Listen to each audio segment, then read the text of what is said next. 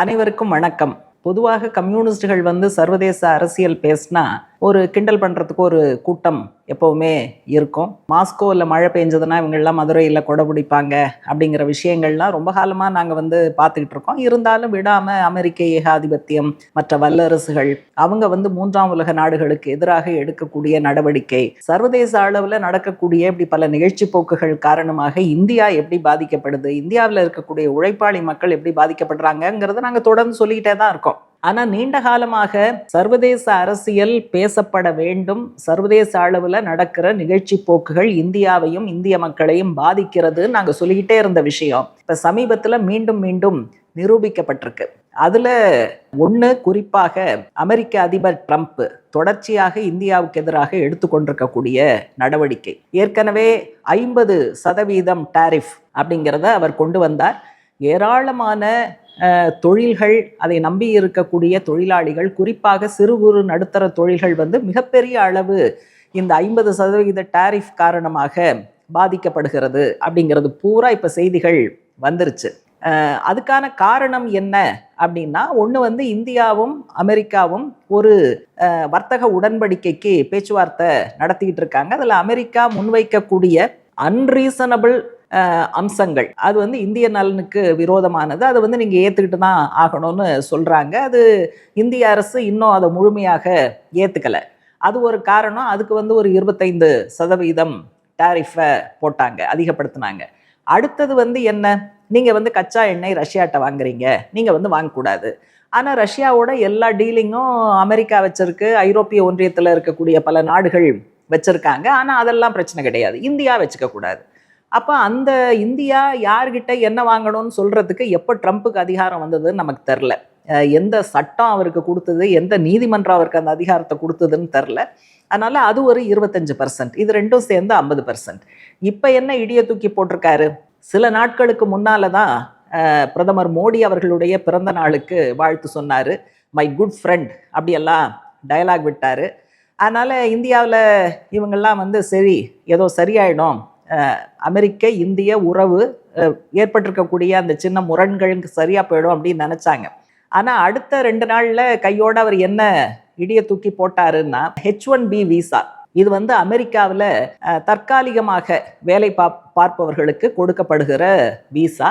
பொதுவாக அதிகபட்சம் 3 வருஷம், அதுக்கு பிறகு ரினியூ பண்ணணும். அதிகபட்சம் ஒரு 6 வருடம் வரைக்கும் இருக்கக்கூடிய அளவுக்கான ஏற்பாடு இந்த தற்காலிக விசால இருக்கு.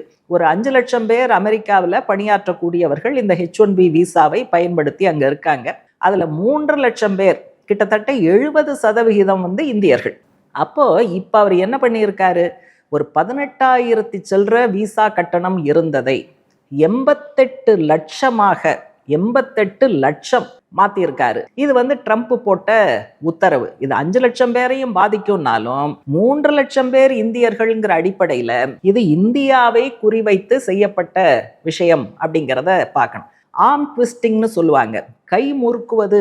அதனால அவங்க சொல்லுவதற்கு இந்தியா உடன்படுகிற வரை நான் என்ன வேணாலும் செய்வேன் என்று அராஜகத்தின் உச்சத்தில் நின்று அமெரிக்க ஏகாதிபத்தியம் ஆடுகிற ஆட்டத்தினுடைய வெளிப்பாடாகத்தான் இதை பார்க்கணும். இப்போ இந்த தகவல் வந்தது செப்டம்பர் 21 இருந்து அது அமலுக்கு வந்துருங்கிற தகவலும் முன்கூட்டி சொன்னாங்க. வேற எந்த விளக்கமும் கிடையாது. அப்ப இந்தியர்கள் அங்க பணியாற்றக்கூடிய பல நிறுவனங்கள் அவங்கவுங்க ஊழியர்களுக்கு ஃபோன் பண்ணி, நீங்க விடுப்புல போயிருக்கலாம், சில பேர் திருமணங்களுக்கு வந்திருக்கலாம், சில பேர் குழந்தைகளுக்காக வந்திருக்கலாம், எல்லாரும் மூட்டை முடிச்ச கட்டிக்கிட்டு உடனே நீங்க திரும்பி வாங்க, செப்டம்பர் 21க்குள்ள வாங்கன்னா இங்க இருந்து எல்லாம் அலோலப்பட்டு திருமணத்தை விட்டுட்டு புள்ள குட்டியை விட்டுட்டு ஓட்டமா அங்க ஓடுறாங்க. விமான சர்வீஸ் என்ன பண்ணுச்சு, சரி இத்தனை பேர் வர்றாங்கன்னா கட்டணத்தை ஏற்றுவோம் அப்படின்னு விமான கட்டணத்தை இஷ்டத்துக்கு ஏற்றி விட்டாங்க. இப்போதான் என்ன விளக்கம் சொல்லி இருக்காங்கன்னா, ஏற்கனவே விசா வச்சிருக்கிறவங்களுக்கு இது பிரச்சனை இல்லை, அல்லது செப்டம்பர் 21க்கு முன்னால அப்ளை பண்ணவங்களுக்கு பிரச்சனை இல்லை, செப்டம்பர் 21க்கு பிறகு அப்ளை பண்ணவங்களுக்கு தான் இந்த கட்டணம் அமலுக்கு வரும்னா, இந்த விஷயங்களை முன்னாலேயே சொல்லி தொலைச்சிருந்தா இந்த பிரச்சனை இருக்காது. எவ்வளவு குடும்பங்கள், எவ்வளவு அவதி. அப்போ இதெல்லாம் நடக்கும்போது இந்திய அரசு ஒரு கராரா பதில் சொல்ல வேண்டாமா? இப்ப என்ன ஆளுகிற அரசாங்கத்தினுடைய வட்டாரங்கள்ல என்ன சொல்லிட்டு இருக்காங்கன்னா, இது ஒரு விதத்துல ட்ரம்ப் பண்ணது சரியில்லை, ஆனா இது ஒரு விதத்துல நல்லதுதான். ஏன்னா நல்ல தகுதி வாய்ந்த திறமை வாய்ந்தவங்களாம் இனிமேல் அமெரிக்கா போக மாட்டாங்கல்ல, இந்தியாவில் தான் இருப்பாங்க. ஆகவே இந்தியா முன்னேறுவதற்கு இவங்கெல்லாம் இங்கேருந்து வேலை பார்ப்பாங்க அப்படின்னு ஒரு ஒட்டாத எடுபடாத ஒரு சால்ஜாப்பை இங்கே வந்து சொல்லிட்டு உட்காந்துருக்காங்க. விசா கட்டண உயர்வுக்கு கொஞ்சம் முன்னால என்ன நடந்தது அப்படின்னு சொன்னா, ஈரான்ல ஒரு துறைமுகம் இருக்கு, சாப்ரஹர் அப்படின்னு சொல்லி ஈரான்ல ஒரு துறைமுகம் இருக்கு. ஈரான் மேல ஏற்கனவே அமெரிக்காவோட சாங்ஷன் இருக்கு. அந்த துறைமுகத்துல ஒரு டெர்மினல் அது வந்து இந்தியா அதை வந்து கட்டுவதற்கான ஏற்பாடு செய்து கொண்டிருந்தது. அந்த டெர்மினல் வந்து இந்தியா கட்டி வெற்றிகரமாக அதை ஆரம்பிச்சிருச்சுன்னு சொன்னா, பாகிஸ்தானை பைபாஸ் பண்ணி இந்தியாவிலிருந்து பல வர்த்தகங்கள் கப்பல் மூலமாக பல இதர நாடுகளை சென்றடைவதற்கு வாய்ப்புங்கிறது இருக்கு. பாகிஸ்தானை பைபாஸ் பண்ணி போக முடியும். இதுல ஏராளமான மில்லியன் டாலர்கள் வந்து இந்தியா அந்த கட்டமைப்புக்காக முதலீடாக அது வந்து குவிச்சிருக்கு. அந்த ஈரான் மேல பொருளாதார தடை விதிக்கப்பட்டிருந்த போது இந்த ப்ராஜெக்டுக்கு அந்த தடையிலிருந்து விலக்கு அளிக்கப்பட்டிருந்தது. இந்த விலக்கு யார் அளிச்சா அப்படின்னு சொன்னா, ட்ரம்ப் வந்து அவருடைய முதல் பதவி காலத்துல இந்த விதிவிலக்கை அளித்திருந்தார். இப்ப என்ன ஆயிடுச்சு, இந்த கைமுறுக்கல் ஆர்ம் ட்விஸ்டிங் நடவடிக்கையாக அந்த விதிவிலக்கை இப்ப வாபஸ் வாங்கிட்டாரு.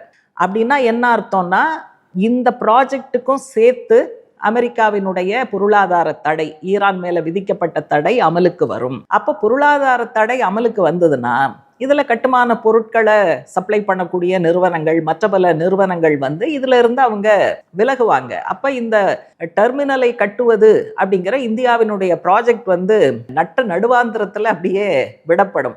இப்போ முதலீடு இழப்பு, ஏராளமான விஷயங்கள் வந்து இதுல இழப்பு.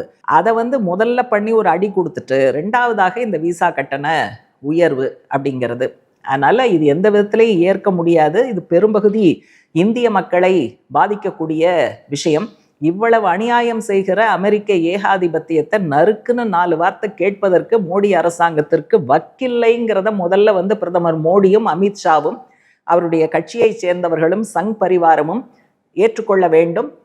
இவங்களுடைய இந்த உண்மையான முகத்தை மக்கள் மத்தியில நம்ம வந்து அம்பலப்படுத்தணும், தோலுரித்து காட்ட வேண்டும். இந்த அயல்துறை கொள்கை சுயேட்சையானதாக இருக்கணும் தொடர்ந்து சிபிஎம் சொல்லுது. அமெரிக்க ஏகாதிபத்தியத்தை நம்பி வீண் போகாதீங்க அப்படின்னு பல முறை சொல்லியாச்சு. ஆனா இப்பவும் வந்து பிரிக்ஸ் மாதிரியான அமைப்பு, ஷாங்காய் ஒத்துழைப்பு அமைப்பு, இதுல எல்லாம் இருந்தாலும் கூட அமெரிக்காவோடு ஒரு கேந்திரமான உறவு, இளைய பங்காளி உறவு அப்படிங்கிறதுல தான் இந்திய அரசு, மோடி அரசு ஆர்வமாக இருக்கிறது. அதனுடைய பலன்களை தான் இப்ப நம்ம வந்து பார்த்துக்கிட்டு இருக்கோம். அதனால சர்வதேச அளவுல ஒரு குரலை உயர்த்துவது, ஐநா மன்றங்கள்ல இந்த பிரச்சனைகளை எழுப்புவது, இந்திய மக்கள் மத்தியில ஒரு கருத்தொற்றுமை ஏற்படுத்தி அரசியலாக ட்ரம்பினுடைய நிர்வாக சீர்கேடுகளுக்கு எதிராக குரல் உயர்த்துவது அப்படிங்கிறது தான் ஓரளவு பிரச்சனையில வலுவான தலையீட்டை உருவாக்கும்.